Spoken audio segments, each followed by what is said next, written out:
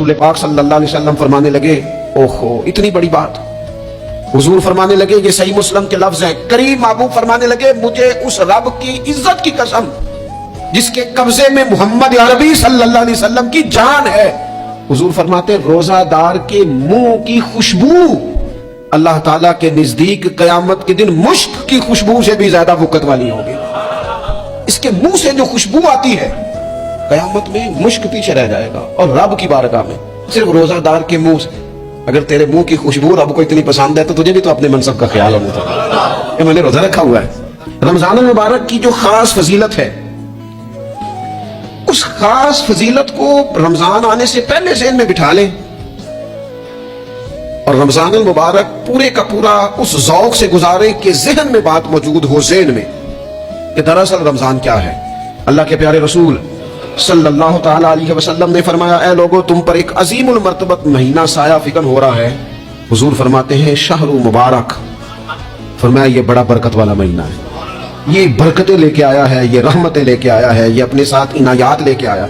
और नबी अकरम सल्लल्लाहु ताला अलैहि वसल्लम ने फरमाया, जो बंदा भी कुर्बे इलाही की नियत से रमजान में नेकी का तलबगार होगा, फरमाया वो अगर नफल नेकी करेगा ना तो अल्लाह ताला उसे फर्ज के बराबर सवाब अता फरमाएगा। और हुजूर अलैहिस्सलाम फरमाते, जो इस महीने में एक फर्ज अदा करेगा अल्लाह 70 फर्जों के बराबर अजर अता करेगा। अपने ज़हन में एक बात बिठाई जाए, ज़हन में ये बात बिठाई जाए कि ये ना बरकत वाला महीना है, इसमें मेरा सवाब बड़ा ज़रबों के साथ आगे बढ़ेगा। एक ज़हन बनाया जाए और फिर सवाब इकट्ठा करना शुरू कर दिया जाए। फिर वो तरतीब बना ली जाए।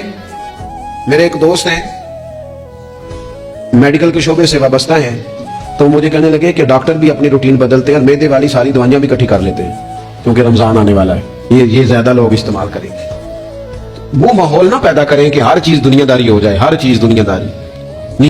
एक तो रमजान की फजीलत को समझना, और फिर जब हम रोजादार हैं, हमने रोजा रखा हुआ है,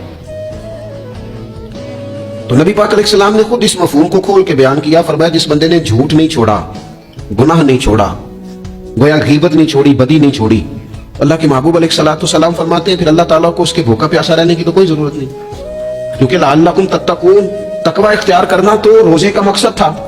और अगर उसने वो बात को समझा ही नहीं, इसी तरह जब हमने रोजा रखा हुआ होगा ना, तो फिर हमने इस मनसब का भी लिहाज करना है कि मैं रोजेदार हूं। फिर खाली भूखे प्यासा नहीं रहना। रसूल पाक सल्लल्लाहु ताला अलैहि वसल्लम ने पता है रोजेदार की फजीलत क्या बयान फरमाई। अल्लाह के महबूब सल्लल्लाहु ताला अलैहि वसल्लम फरमाते हैं कि रब फरमाता है, इब्ने आदम का हर अमल उसके लिए, रोजा मेरे लिए। और फरमाया, मैं खुद जज़ा दूंगा रोजे की, मैं खुद जज़ा दूंगा रोजे की। और हुजूर फरमाते हैं, रोजा ढाल है। जो शख्स रोजादार हो वो बेहूदगी से, फोश गोई से इज्तनाब करे।